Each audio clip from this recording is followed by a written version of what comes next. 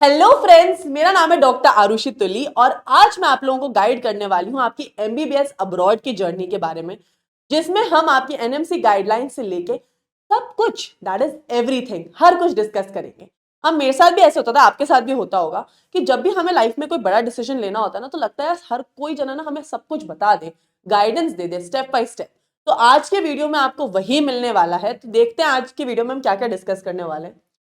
तो today we are gonna discuss about MBBS abroad, difference क्या है अब्रॉड और इंडिया के एमबीबीएस में, एलिजिबिलिटी क्राइटेरिया क्या होता है अगर आपको अब्रॉड जाना है, तो एनएमसी गाइडलाइंस क्या होती है कि इंडियन गवर्नमेंट ने कुछ एनएमसी गाइडलाइंस निकाली हैं आपकी एमबीबीएस डिग्री के लिए। देन आपकी टॉप प्रिफर्ड कंट्रीज कौन सी होनी चाहिए अगर आप बाहर जा रहे हो, तो मेडिकल लाइसेंसिंग, जैसे ड्राइविंग लाइसेंस मिलता है ना, वैसे मेडिकल लाइसेंसिंग भी होती है, वहां का भी लाइसेंस मिलता है, वो कैसे मिलेगा, एंड पीडब्ल्यू यूनिगो आपकी हेल्प कैसे करेगा इस पूरे प्रोसीजर। तो आइए देखते हैं। सबसे पहले हम जानते हैं कि what is exactly MBBS abroad और हमें ये क्यों चूज करना चाहिए। तो जैसे कि आप सब लोग जानते हैं कि इंडिया की पॉपुलेशन बहुत ज्यादा है और आपको पता है सीट्स बहुत ज्यादा कम है। एंड आपको पता होगा हर साल 20 to 23 लाख बच्चा नीट के एग्जाम में बैठ रहा है। और अब तो आपको पता है न्यू गाइडलाइन लग चुकी है एनएमसी की, जिसमें पीसीएम का जो स्टूडेंट है जिसके पास बायोटेक्नोलॉजी या बायो से रिलेटेड कोई भी सब्जेक्ट उसके एक्स्ट्राज में है, वो भी नीट दे सकता है। मतलब इस साल एक्सपेक्टेड है कि 23 लाख से ज्यादा बच्चा बैठेगा नीट का एग्जाम। मतलब कंपटीशन सडनली बहुत इंक्रीज होगा। तो अब इसमें एमबीबीएस अब्रॉड आपको क्या फायदा दे रहा है। सबसे पहला, इसमें आपको टॉप चॉइस मिलती है इंडियन स्टूडेंट्स को, किस चीज के लिए, सक्सेसफुल डॉक्टर बनने के लिए, हाईएस्ट इंटरनेशनल रेप्यूटेड यूनिवर्सिटीज में पढ़ने जाने के लिए। आपको पता है अगर आपको गवर्नमेंट सीट्स में हो जाए तो बहुत अच्छी बात है इंडिया में, पर अगर नहीं हो तो private colleges are very very expensive. तो वहीं अगर आपको चीपर रेट्स में और एकदम रीजनेबल अमाउंट में आपको एमबीबीएस करनी है, तो MBBS abroad is the best option for you. अब इसके अंदर बहुत सारे बच्चों के आजकल चॉइस ऑफ कंट्रीज नॉर्मली रहती हैं, जैसे रशिया, जॉर्जिया, अमेरिका, कजाकिस्तान। ये सारी कंट्रीज इंडियन स्टूडेंट्स की आजकल थोड़ी पॉपुलर में चल रही हैं। उसके अलावा नेक्स्ट चीज क्या होती है कि जो यूनिवर्सिटीज हैं वो लोग सबसे पहले बात तो वेल रिकग्नाइज्ड है, ठीक है, अच्छा अकोमोडेशन दे रही है, इंफ्रास्ट्रक्चर अच्छा दे रही है, टेक्नोलॉजी अच्छी दे रही है। अगर आप यहीं पे बात करें आपकी हॉस्टल और मेस फीस की, तो वहां पे एक तो आपको इंफ्रास्ट्रक्चर अच्छा मिल रहा है, ऊपर से काफी reasonable amount of mess and hostel charges पड़ते हैं, जो आपको अप्रॉक्स पड़ जाते हैं 3 to 6 lakh per year, which is आप लोगों को, कई लोगों को ये भी ज्यादा लग रहा होगा सुनने में, बट यहाँ के कंपैरिजन में बहुत ज्यादा रीजनेबल है। ठीक है, अब हम नेक्स्ट पॉइंट देखते हैं कि बेनिफिट्स क्या हैं आपको अब्रॉड जाने के। अब बहुत लोग सोचते हैं कि यार हमें कुछ तो ऐसा बताओ रादर देन फी स्ट्रक्चर से कि वहां पे जाने का फायदा क्या है। सबसे पहले इंटरनेशनल रिकॉग्नाइज्ड डिग्री मिल रही है आपको। दूसरा, आपको मल्टीकल्चरल एनवायरनमेंट मिल रहा है। वहां पे ऐसा तो है नहीं सिर्फ इंडियंस आते हैं, ऑल ओवर वर्ल्ड से बच्चे आ रहे हैं, तो आपको अलग अलग लोगों से मिलने का मौका मिलेगा और अपने आप को डेवलप करने का मौका मिलेगा। ठीक है, यहाँ पे हम क्या बोल रही है, एक्सपीरियंस प्लस इंटरनेशनल फैकल्टीज से पढ़ने का मौका मिलेगा, which is again a very good thing. दूसरा है ग्लोबली रिकॉग्नाइज्ड डिग्री अवॉर्डेड। वहाँ बहुत सारे ऐसे कॉलेजेस ग्लोबली रिकॉग्नाइज्ड हैं जो इंटरनेशनल लेवल कॉन्फ्रेंसेस कंडक्ट करते हैं, कॉम्पिटिशन्स कंडक्ट करते हैं, आपको लेटेस्ट टेक्नोलॉजी से वाकिफ कराते हैं। ठीक है, which is a very good thing. Next, अब हम डिफरेंस जान लेते हैं दोनों के बीच का।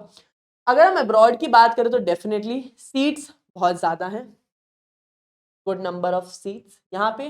वही चीज क्योंकि पॉपुलेशन ज्यादा है तो फैक्टर लिमिटेड सीट्स हो जाती है। नेक्स्ट, एडवांस्ड इंफ्रास्ट्रक्चर है वहां पे एंड टेक्नोलॉजी, ऑफ कोर्स ये चीज तो आपको पता ही होगी। यहाँ पे ऐसा नहीं कि टेक्नोलॉजी नहीं है, but that is not equivalent वहां के कंपैरिजन। नेक्स्ट, फी स्ट्रक्चर, मतलब यही पॉइंट है मेनली जो बच्चों को वहां जाने के लिए अट्रैक्ट करता है, that is fee structure is very pocket friendly. यहाँ पे अगर आप गवर्नमेंट को छोड़ दो, ऑफ कोर्स गवर्नमेंट कॉलेज मिल जाए तो बल्ले बल्ले है, वो नहीं मिले तो टल्ले टल्ले हो। ठीक है, fee structure is pretty expensive.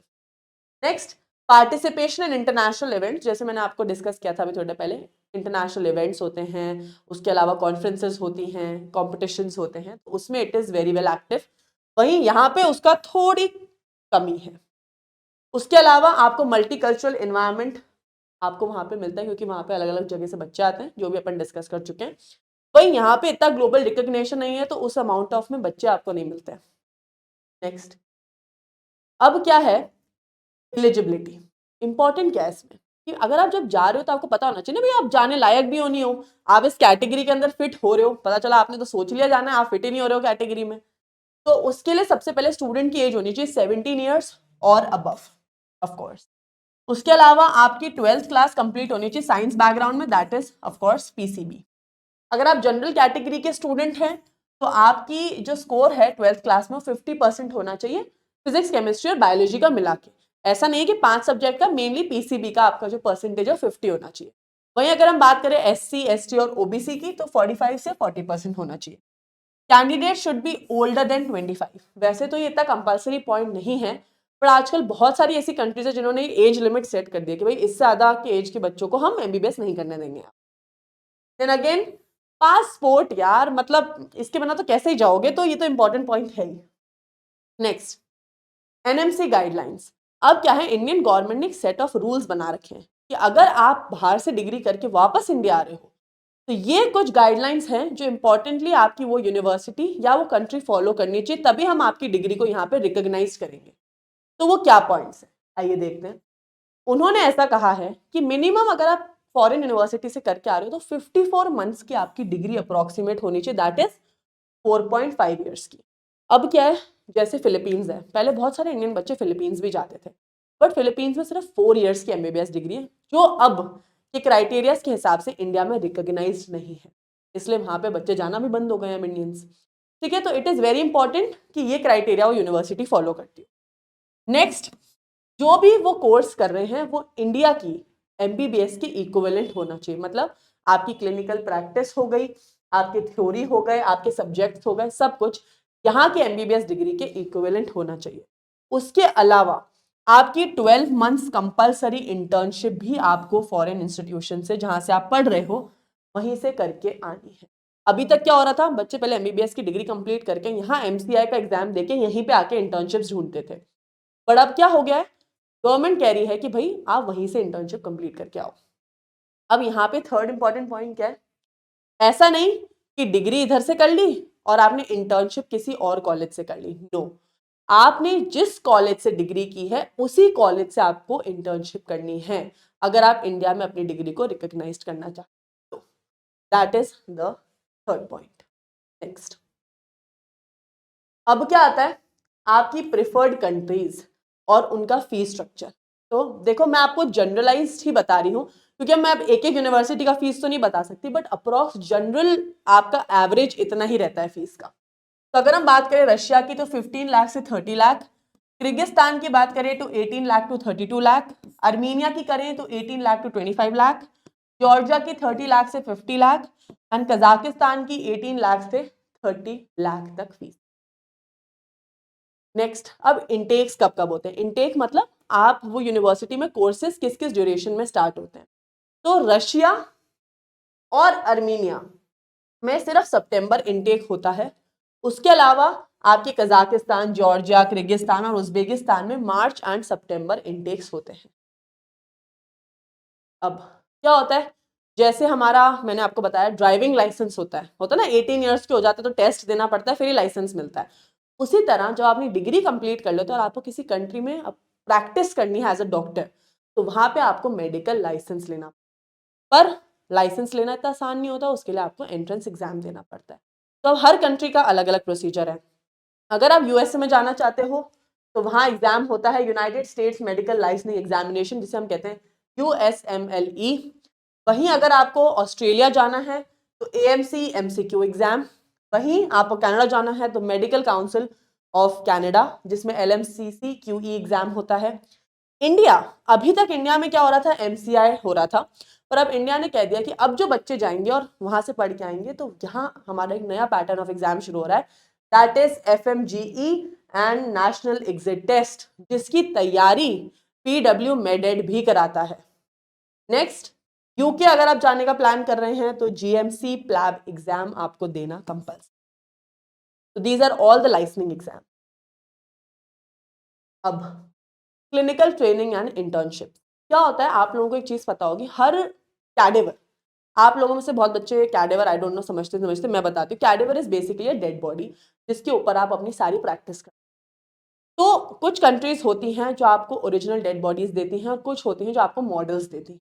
तो क्लिनिकल प्रैक्टिस हर कंट्री में अलग अलग तरीके की है। तो इंडियंस कह रहे हैं कि इंडियन गवर्नमेंट कह रही है कि भाई वो सब तो ठीक है, पर इंपॉर्टेंट है कि कुछ सब्जेक्ट्स हैं जिससे आपकी इंटर्नशिप और क्लिनिकल प्रैक्टिस होनी ही चाहिए। वो सब्जेक्ट्स कौन कौन से हैं?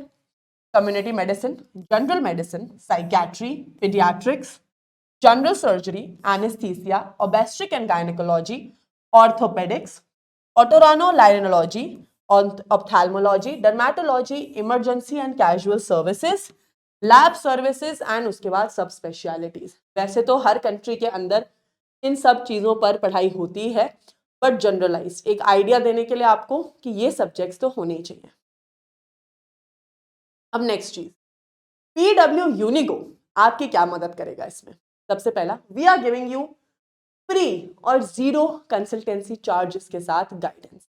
मतलब होता है ना कि आपको कोई बंदा या बंदी हो जो आपको सब कुछ समझा दे अच्छे से, आपको और आपकी फैमिली को मेंटली रेडी कर दे कि इसको अब्रॉड जाना है और ये पूरा प्रोसीजर रहेगा। तो जैसे मैंने आपको ये प्रोसीजर समझाया उसी तरह हमारी जो गाइडलाइन वाले कंसल्ट एक्सपर्ट्स होंगे वो आपको समझाएंगे। उसके अलावा एजुकेशन लोन लेते हैं बहुत लोग, बाहर जाते हैं, तो आप लोगों को पूरा एजुकेशन लोन दिलवाने की पूरी जिम्मेदारी पीडब्ल्यू यूनिगो की होगी, आपको बैंक से कनेक्ट करने से लेकर लोन अप्रूव कराने तक। उसके अलावा बहुत सारे बच्चे चाहते हैं कि उनको स्कॉलरशिप प्रोग्राम्स मिले या स्कॉलरशिप मिले, तो वो कैसे मिलेगी, उसके लिए क्या प्रोसीजर रहेगा, उस सब में हम आपको गाइड करेंगे। उसके अलावा आपको जो इंटर्नशिप में स्टाइपेंड मिले, मतलब आप इंटर्नशिप में ही पैसे कमाने लग जाओ, उसके लिए भी हम आपको प्रॉपर गाइडेंस देंगे कि आपको कौन से कॉलेजेस में अप्लाई करना चाहिए अगर आपको स्टाइपेंड चाहिए तो। उसके अलावा एफएमजी और नेक्स्ट के एग्जाम की कोचिंग प्रोवाइड करेगा आपको पीडब्ल्यू मेडेड। अब क्या होता है, हर साल बहुत सारे ऐसे बच्चे होते हैं जो बाहर से पढ़ के आते हैं। आप लोगों ने सुना है, नहीं सुना, मैं आपको बताती हूँ। नॉर्मल सिनेरियो क्या होता है, बाहर से पढ़ के यहाँ आ जाते हैं, फिर वो यहाँ आके कोचिंग लेते हैं एग्जाम्स की, और फिर उन्हें 1 2 साल 3 साल लग जाते हैं यहाँ पे जो लाइसेंस का एग्जाम है वो क्लियर करने के लिए। तो अगर आप तैयारी शुरू से ही कर रहे हो, मतलब अपने फर्स्ट ईयर से ही अगर आप एफएमजी या नेक्स्ट की तैयारी कर रहे हो, तो यहाँ आते ही आपका एग्जाम क्लियर हो जाएगा। तो पीडब्ल्यू मेड एड आपको फर्स्ट ईयर ऑफ एमबीबीएस से ही इस चीज की कोचिंग प्रोवाइड करेगा। जरूरी नहीं आप फर्स्ट ईयर से लेना चाहो, आप थर्ड ईयर से लेना चाहो, इंटर्नशिप से लेना चाहो, आप हमेशा ले सकते हो। PW med ed is there to help you for FMG and next का एग्जाम। उसके अलावा आपको एक पीडब्ल्यू बडी मिलेगा। बडी कौन? जो आपके साथ आपकी थ्रू आउट जर्नी में आपको गाइडेंस देता रहेगा कि कैसे सारे प्रोसीजर होंगे, क्या क्या आपको करना है। Basically you will get a buddy जो आपको पूरा टाइम साथ देगा।